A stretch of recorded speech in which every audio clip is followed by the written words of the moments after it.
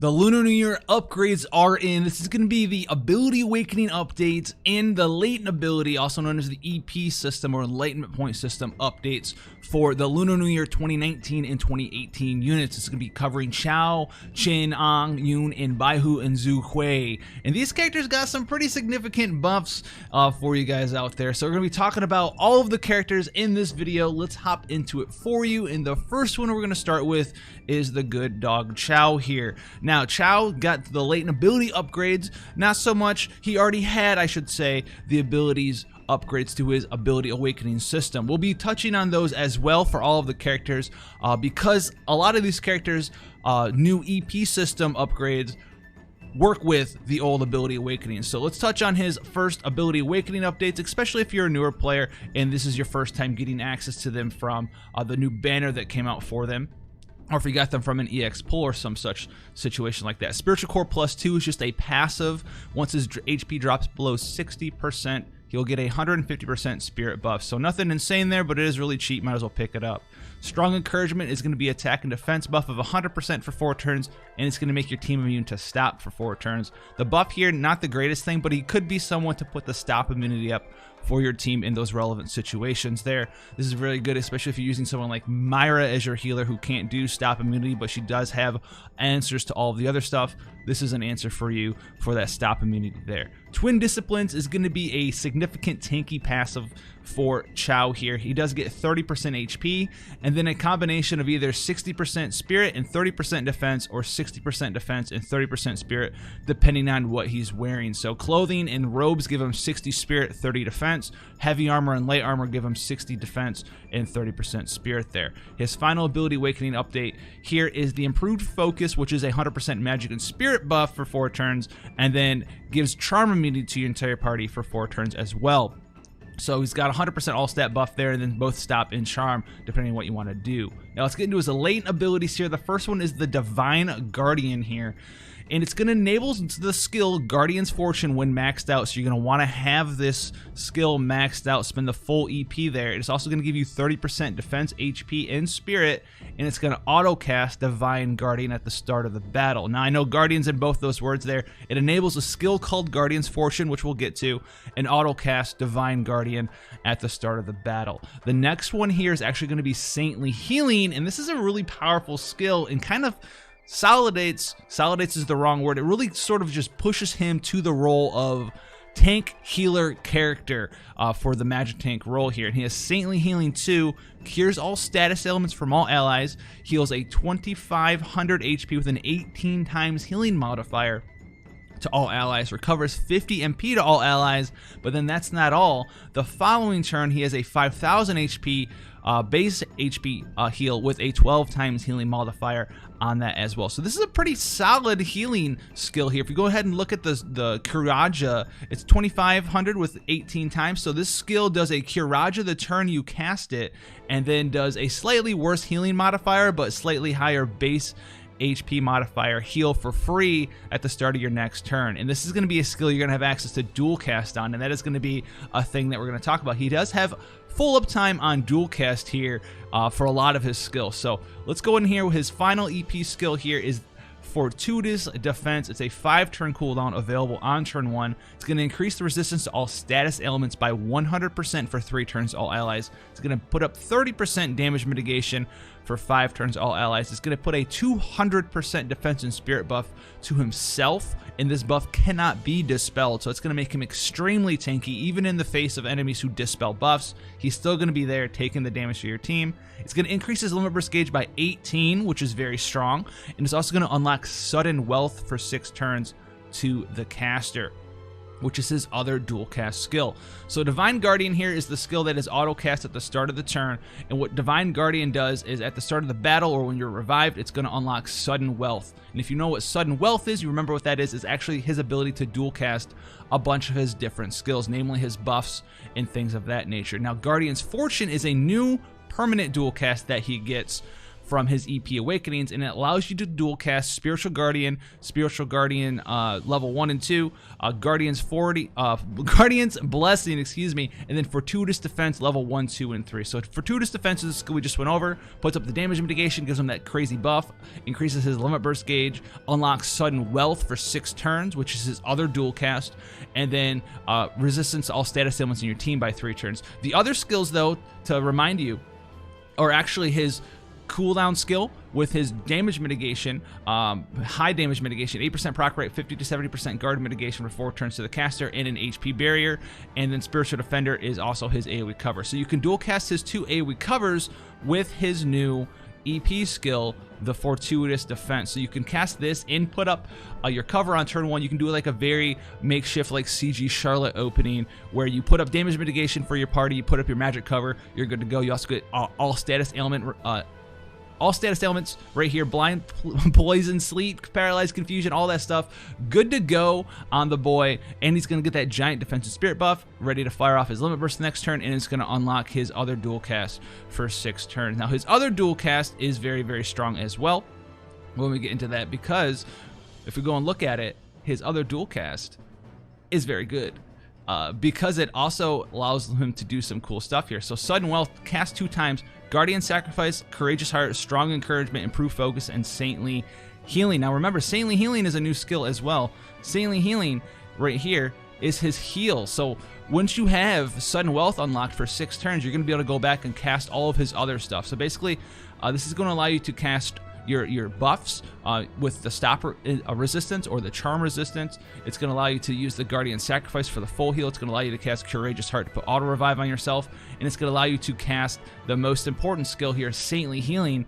So it's going to allow him to be like this very, very strong healer support character where you can bounce back and forth between Saintly Healing plus another skill, and then the turn after that you can use your limit burst, and then you can put up your cover again plus another skill with your other dual cast. And Saintly Healing is very powerful in this sort of rotation because of this secondary heal. So you can Kiraja heal your party, put up a support buff, and then the following turn you're going to automatically heal your party while you go ahead and put up your cover again, use your limit burst for the giant damage mitigation, any such other thing that you want to do. And then the turn after that you can go back and use him for Saintly Healing, and then the turn after that you're gonna have that free heal. So very powerful there. And don't forget, his limit burst is very, very strong here, so it mitigates damage by 54% for 1 turn to all allies, and it's gonna heal 10% of your allies HP and 75% of your allies MP. So he's got the ability to put up some very, very strong damage mitigation for your team there. And he's got the ability to heal a little bit, but also be an insane MP battery. Remember, 36 limit burst crystals, not the highest in the game, but also is going to start filling up even easier with Fortuitous Defense, giving him 18 limit burst crystals at the start of the battle. So the Chow is looking pretty powerful. If you're looking for a tank, magic tank, and Chow was the guy you were using, you're going to get a nice boost in power for sure. He's going to be able to put out some very nice heals for your team, and you can maybe even possibly now, because he can dual cast all of his cool stuff, damage mitigation plus cover, he's got the heal with Saintly Healing. This is going to go a long way to allow him to possibly maybe be your full-time healer character in your party. So that could be a thing that you could be looking out for with Chow. Replace your healer if your healer is strictly just healing your party, and have Chow do that work for you in some fights, and then put in like another support or something of that nature. So Chow's looking pretty powerful. Now the next character we're going to be doing is actually Chin. Chin's going to be a little bit of a mouthful in some areas here, but we can get in there. So he's got both ability awakenings and latent abilities here. So let's talk about his ability awakenings here. We're going to try to boil it down as fast as possible. So all of his ability awakenings for the recitals, these are his old songs where they would recast automatically every couple of turns, but they were actually songs, and songs is kind of an outdated mechanic in FFBE. Basically, bards would actually sing, and they would have to, use the same skill automatically for 2 or 3 turns in a row, and they would be locked into that skill. All of that stuff is removed here. He basically just has buffs that he can use now. So Chin is out here just using buffs, no longer locked into singing the same thing multiple times. So we have Recitlement Elemental Storm, which is a 70% imperil to all enemies for 3 turns for all elements, which sounds super good. You know, it sounds super good. It's really not, because, you know, 70% all is pretty good, but usually what you're doing is you're picking 1 or 2 elements for a boss, and a lot of characters, a lot of damage dealers, and a lot of other supports are going to be able to do 100%, 120% elemental imperil. That's really what you're looking for, but it does have 70% all elemental resist as well, and that is actually really good. So look out for that. He's got the 70% all elemental resist here with the Recital Elemental Storm. It also gives everyone access to Butterfly Dance. We'll be going over all of these extra skills at the end of the review for this character, and you can basically use these as the way to build up support chains for anyone. If you've seen anyone use characters like Sylvie or Summer Linfina or King Regis that give your entire party the ability to use these different chaining skills that allows you to fit chain finishers into your team quite easily, like CG Sid or Regina or CG Noctis or whoever it is that you may want to be using. This allows any character, regardless of who they are, to start building chains for your chain finishing character. So that's another little plus that Chen has here as far as a support in your supportive role. Now he also has 10-sided ambush, which is a on-demand 65% attack, defense, magic, and spirit break for 3 turns all enemies. These also do a little bit of magic damage. They are chain finishing skills, but they're 3.0 magic multipliers. Almost not really worth talking about. You can chain finish these too if you want, but you're going to get a very small amount of damage because the multiplier is so small. On top of that, all of these skills are also going to give Chin a 200% magic bonus to his magic for 3 turns as well. So on-demand 65% break, not the greatest thing in the world. Obviously, we're at 70-75% breaks where a lot of people want to be, but you can put this back up in case something happens, right? It gets dispelled, or, you know, basically you go to a different wave of the boss or anything of that nature. He's going to have access to that. It's nothing crazy, but it is something that you want to have access to in your party. If it's your first break, if these are your highest breaks, this is going to be a traditionally tremendous, insane increase to the power of your team over not having breaks whatsoever. Now we have Recital Ambitious Comfort. This is a 180% defense and spirit buff to all allies for 3 turns. We have Recital Singing Praise, which is 180% attack and magic buff to all allies for 3 turns. Then we have Recital Secret Lark, which is 160% defense and spirit buff to all allies for 3 turns, and a 60% attack and magic break. So 60% is really kind of like yesteryear's attack and magic breaks for stuff. This song does do the right defense and spirit buff for your team and attack and magic break for your team, so it works really well together. But you are going to have the ability to dual cast stuff, so it'd be much better to go ahead and put up like a 65% attack and magic break and a 180% defense and spirit buff from his other songs. So you probably won't be using this song all that much unless you're doing it for the Butterfly Dance, which we'll get to. He also has the opposite version of this song, which is a 160% attack and magic buff and a 60% defense and spirit break. So same thing, you'd want the higher 180% attack and magic break or the buff, and then you want the higher 65% defense and spirit break here. This character is a mouthful, but we're getting through it here. He also has Helpless Longing, which cures attack, defense, magic, and spirit break to all allies, puts up a 100% attack, defense, magic, and spirit break resist to all allies for 3 turns, and also puts up 40% damage mitigation for 3 turns to all allies here. So if you're looking for damage mitigation in your party, 40% is pretty strong. It's the highest on-demand, non-cooldown mitigation that we have, non-limit burst mitigation that we have in the game, so that is pretty strong. And this is going to be one of the better parts of Chin's kits here. The other thing is that it also does do the attack, defense, magic, and spirit break resist, which doesn't get a lot of praise. I think a lot of people actually say that this is overrated in the game. This sort of thing is insane. You don't want to have like a 70%, 50% attack, defense, magic, spirit break on your character. You know, your tank's going to be losing, 100 and something defense. You really don't want that to happen. If you're really stacked on a bunch of different stats, then yeah.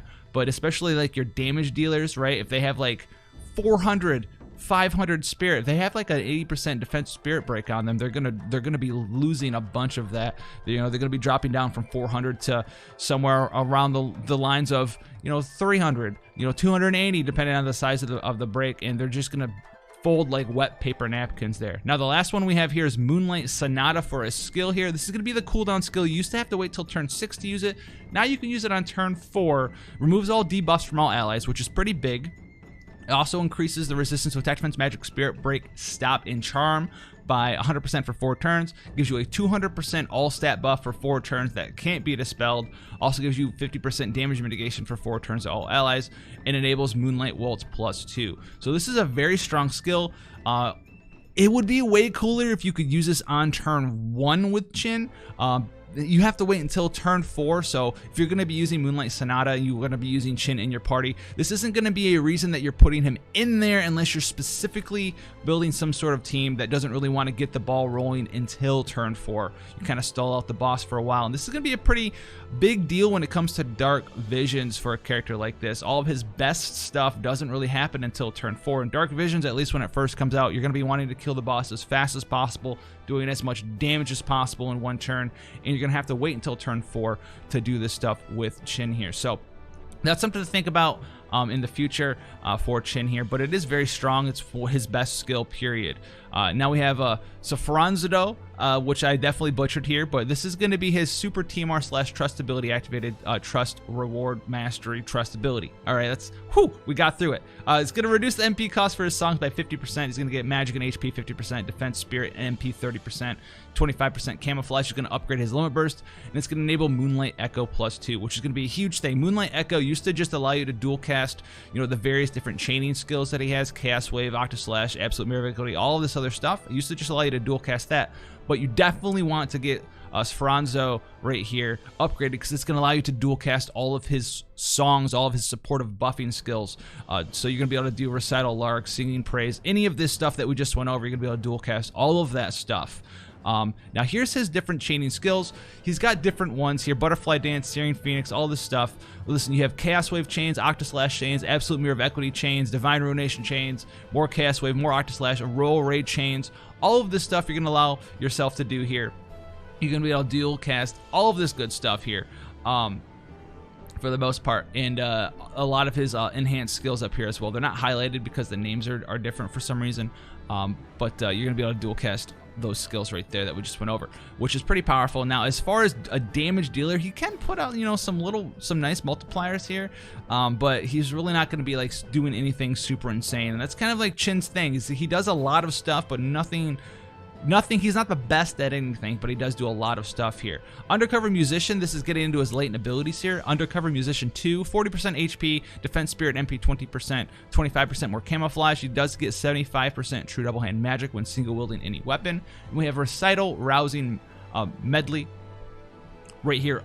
It's going to recover 60 MP to all allies and give a 200% limit burst gauge fill rate for 3 turns all allies. Then it's going to auto cast that again at the start of your turn and auto cast that again at the start of your turn. This isn't a song. This doesn't take up your turn. It's just something that's going to automatically happen. So it's going to make him a very nice MP battery. You're going to get basically an MP refresh that isn't an MP refresh, right?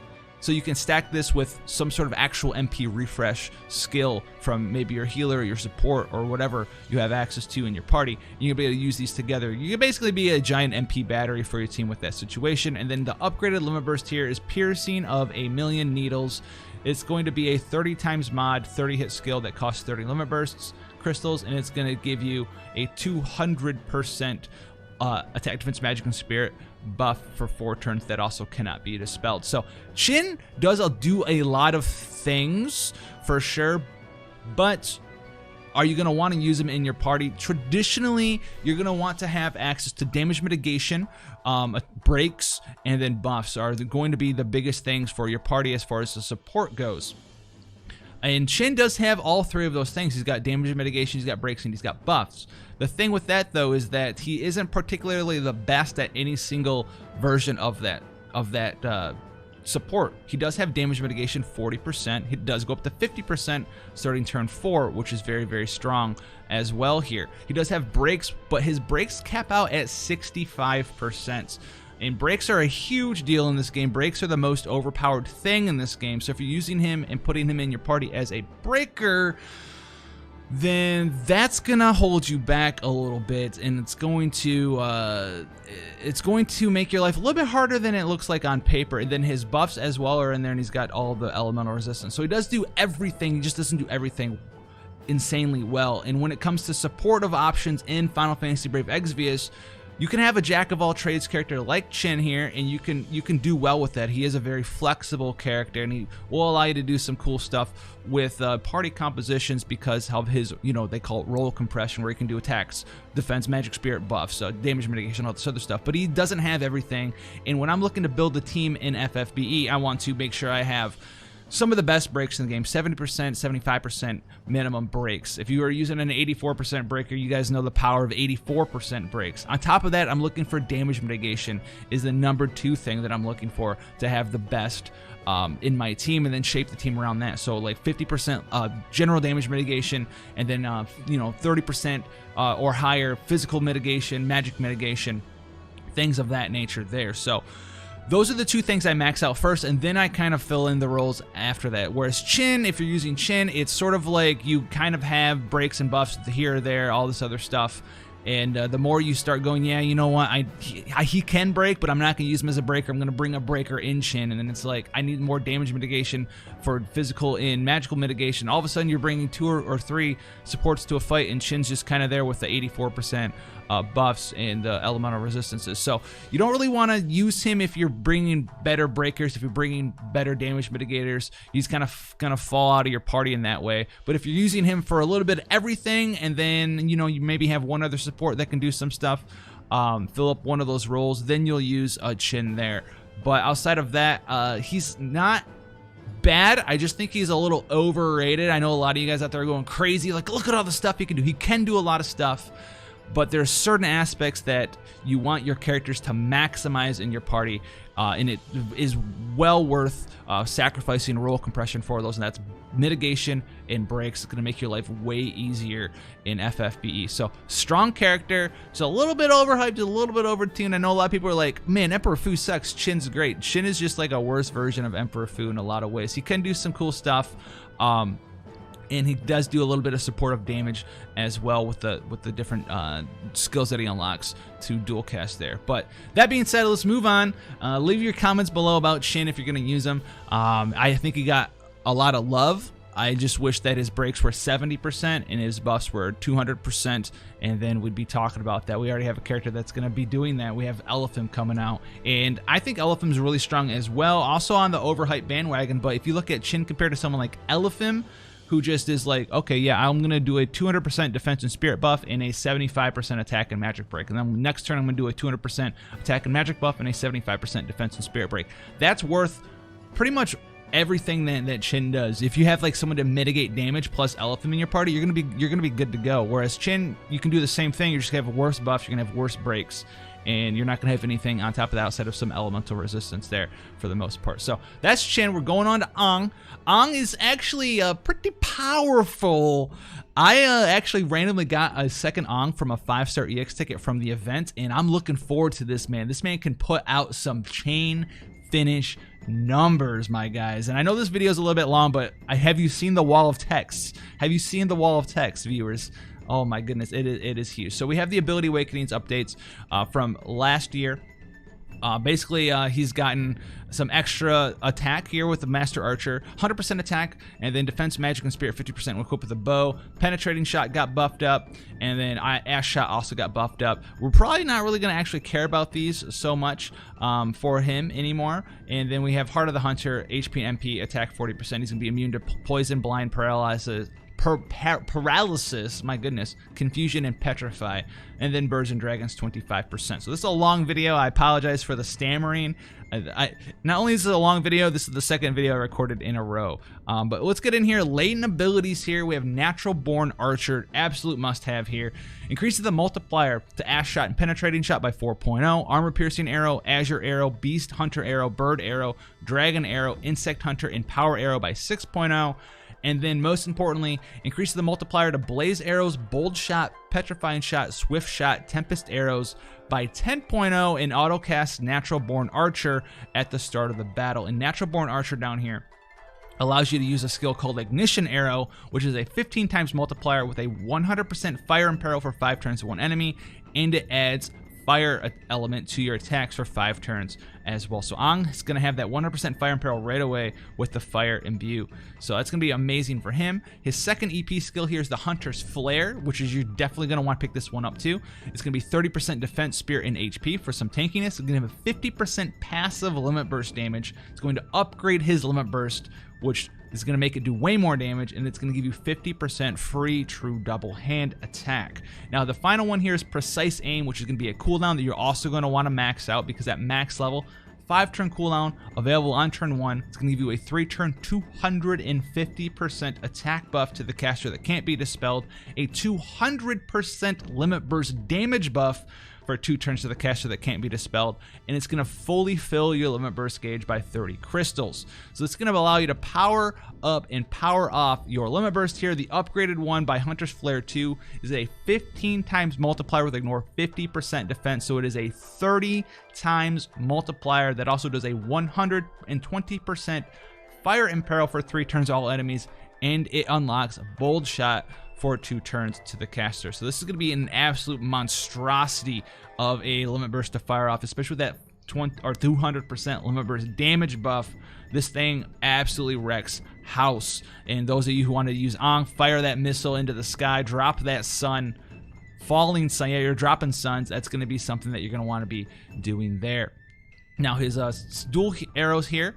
Boom, dual arrow got upgraded as well for free. It looks like you don't really have to do anything, but this did get changed. It's not a part of the latent abilities. It's not a part of anything else, but it's going to allow you to dual cast Armor Piercing Arrow, Azure Arrow, Beast Hunter Arrow, Bird Arrow, Dragon Arrow, Insect Arrow, Power Arrow, Ignition Arrow, Precise Aim, and Steady Bow. So they added the cooldown skills in his new Ignition Arrow to this, which is a huge deal because it allows you to do cool stuff like on turn 1 you dual arrow, and you'll be able to go ahead and cast Precise Aim for this giant buff here, the 250% attack buff, 200% limit burst damage, and then it's going to fully fill your limit burst gauge, and then you're going to be able to use Ignition Arrow, start off with that 100% imperil, imbue your fire attacks, and physical 15 times chain finishing damage there if you want to go ahead and chain finish that on turn 1, and that's going to fully fill that limit burst gauge up. Starting turn 2, you're going to be able to pop this off, the Falling Sun, you're going to have that imperil up for yourself, you're going to have that 200% limit burst damage buff, 250% attack buff,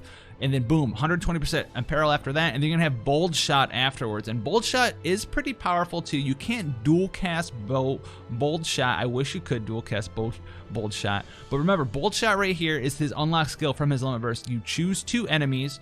It's a physical damage 5 times multiplier with ignore 50% defense. That doesn't sound that powerful, except remember, this is getting a 10 times multiplier increase, so it's a 15 times multiplier with ignore 30% or 50% defense, which means it's a 30 times multiplier.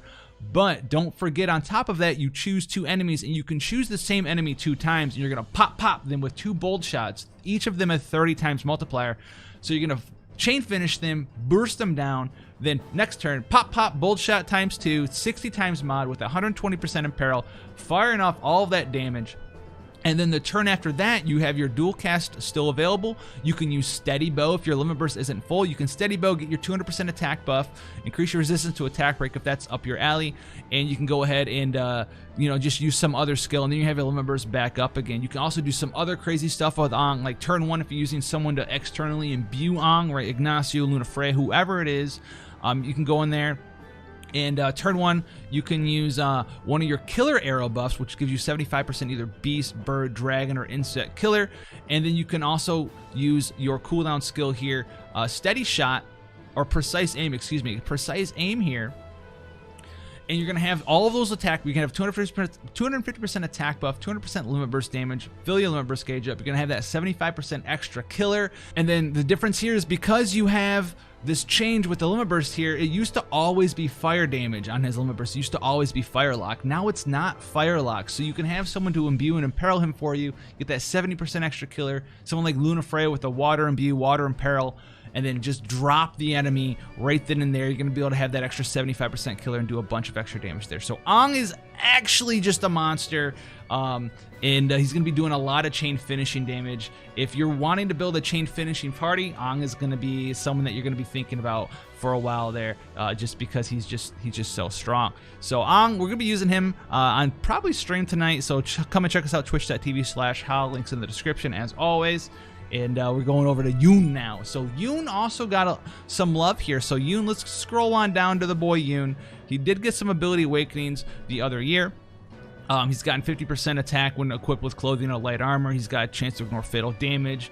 He did get dual wield passively for daggers, whips, maces, and fists. Raging Bird and Blazing Combo got changed, but these skills, honestly, not that big of a deal for our guy Yoon here. It's really all about the latent abilities. So Wings of Flame 2 enables double feathered friend, excuse me. It's going to give an 8 times mod increase to Angry Peck, Blazing Combo, Blazing Heart, Multi-Barrage Plus, Perfect Strikes, and Raging Bird. It's going to auto-cast Wings of Flame at the start of the battle.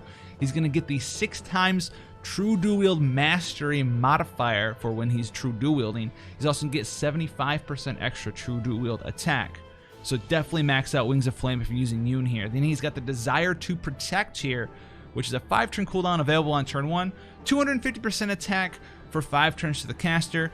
It's going to be a 4 times multiplier for Blazing Combo, Multi-Barrage, and Multi-Barrage Plus. A 12 times multiplier for Frenzied Strikes 1, 2 in the fully upgraded version. And then an 18 times multiplier increase to Perfect Strikes for 5 turns to the caster. And then Frenzied Strikes is his final EP skill, which is a 20 times multiplier. Bolting Strike skill. It's going to be his second highest damage dealing skill.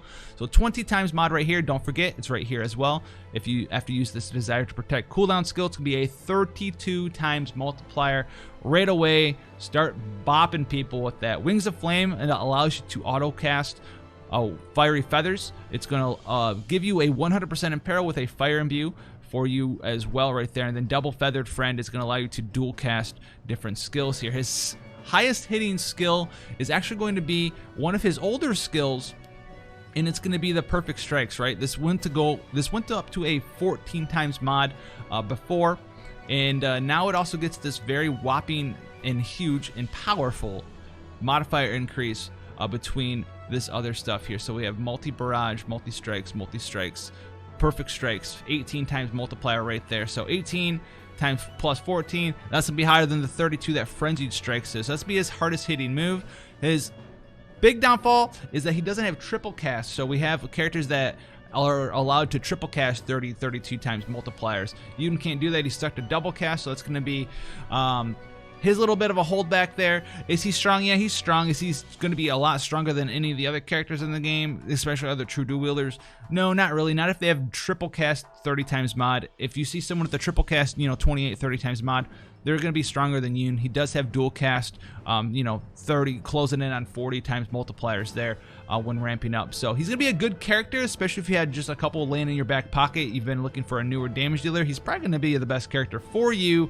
But until then, if you have any of the newer characters, you're definitely going to want to, use someone else. Basically, we'll use one of the new characters, the triple cast 30 mods. He's only got dual cast. Now, the last one here is Baihu and Zhu Que, and oh my goodness, these characters are a mouthful, and I'm going to condense these ones in particular as much as humanly possible for you guys. So let's get into it for you guys. Oh my goodness, here we go. All right, so they got both latent abilities and ability awakenings. And look at this stuff. So we see a bunch of different multiplier increases to all their skills. White Tiger, Shattering Fist, Limit Strike, Ferocious Tiger Strike, Swift Phoenix Strike, all of this crazy stuff. True Dual Wield Mastery, Attack and Spirit buffs, Limit Burst damage buffs, Attack and Spirit equipped with a Fist, True Double Hand Attack and Spirit, more multiplier increases with Special Art, Saints boost, Dual Saint Mastery. Look at all of this nonsense. So I'm going to boil all of this down to you because they are such a weird unit. Their Spirit build is terrible. Never use their Spirit build. It's trash. It's trash tier. They got True Dual Wield Attack. They got True Dual Wield Spirit. They don't have the True Dual Wield Multiplier, which means that unlike their other brethren, the new duo monks, the Wu and Long, what is it? Xuan Wu and Xinglong, you're not going to build them True Dual Wield Spirit. It's not a thing. They don't have the True Dual Wield 6 times chain cap. They don't have the True Double Hand or the True Dual Wield Attack or Spirit 6 times chain cap. They don't have any of that stuff. So their True Dual Wield Spirit is just garbage compared to their any of their other builds. Their True Dual Wield Attack builds garbage compared to their True Double Hand builds. They are going to be a true double hand attack character, which makes literally all of these Phoenix stance buffs and multiplier skills that you see here are relevant because their spirit build is just garbage. It's just terrible. It's just awful.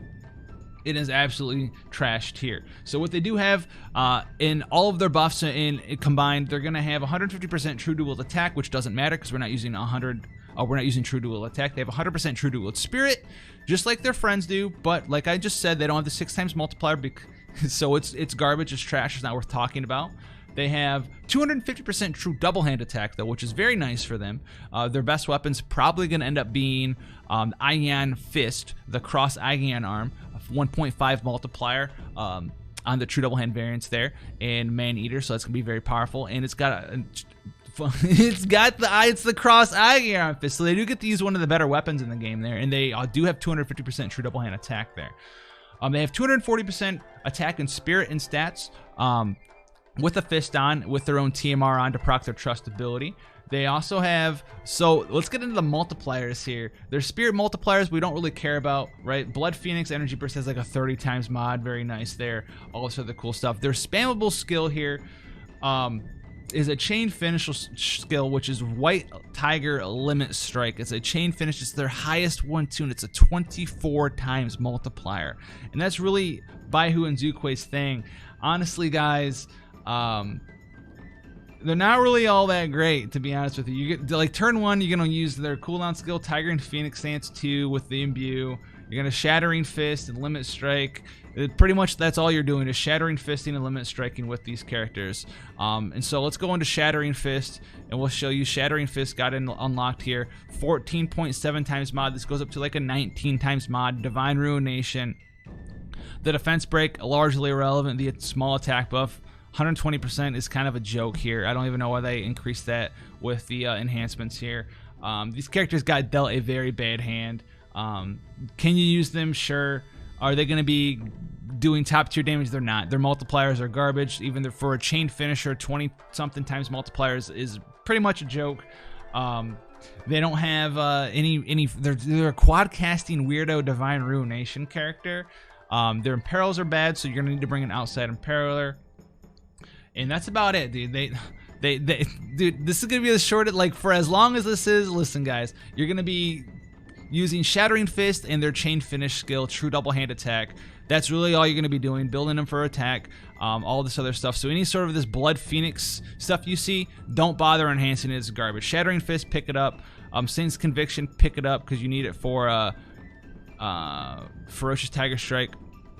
Saint's Bond because it has extra stats, pick it up. Anything that gives you extra stats, for sure. Anything that increases multipliers for any of the Tiger skills, for sure. Anything that's Phoenix though, just avoid it. Anything that's Phoenix is just terrible, and don't even think about it. They definitely needed more multipliers. It's just how the character is. You know, it's a unique design, attack and spirit based character. But at the end of the day, guys, they suffered super heavily from it, from having this like weird flexibility that isn't actually flexible at all. And I'm gonna say it, they're just bad. They're just bad. So are they usable? For sure. If you like the character, go for it. But the only option is true double hand physical attack with that chain finishing skill and with Shattering Strikes, and those multipliers are lower than any other character we have in the game right now. You have Quadracast, but it's really awkward to unlock Quadracast too, and there's no other partner for them other than them, which is fine. But when the only other partner is some other character that's doing suboptimal multipliers, and that the Quadracast is only unlocked for a single turn, guys, and you have to re-unlock it again. So keep that in mind as well. And it's not cool. You don't get to use both their cooldown skills. You're locked to just Ferocious Tiger Strike because the spirit build is garbage. They're building attack and spirit at the same time is impossible. Fusion Barrage is only available for 1 turn. Remember, it says unlock 2 turns, but it counts the turn that you unlock it, so you get to use Fusion Barrage once. So yeah, you just Quadracast them 20 times multiplier, 19 times multiplier with a 20-something chain finisher. We have characters like we just talked about Yoon. We have characters that triple cast 30-something times mods right now. Being able to dual cast 19 times mod or whatever, and then finally unlock Quadracast for a single turn isn't going to help you catch up either. So definitely the loser of the upgrades there for sure, guys, in the long run. So we want Baihu and Zhu Que, Yoon, Ong, Chin, and or Chin, and then Chow here. Chow, I think, is a definite winner. Chin you can use for sure, but he does have all those drawbacks we talked about. Ang looks like a brutal damage finisher. He's probably the winner out of all the enhancements here. Yoon is usable as well, especially if you've been looking for maybe like a newer character. You've been playing around some older characters. You don't have anyone that's gotten upgrades or anything. Yoon could be usable. And then Baihu Zhu Que is just a giant headache of a character, and just is not worth the effort at the end of the day there. If you can get the cross Aigian arm, you probably have a better character than Baihu and Zhu Que, for sure at this point. So keep that in mind there. But obviously Yoon and Ang winners, Chin and Chow as well, big winners there. Basically anyone than Baihu and Zhu Que. If you want to see more stuff like this, guys, Final Fantasy Brave Exvius and other Final Fantasy / RPG content, go ahead, hit the subscription button for the channel. Helps out as well. Fool that algorithm with a comment and a like, much appreciated out there. Thank you guys so much for those of you who support the channel. If you are looking for other ways to support the channel, becoming the backbone members of the classroom, go ahead, look into Patreon, any of those other things in the description. Much obliged. Thank you guys so much, and I'll see you guys in the next one.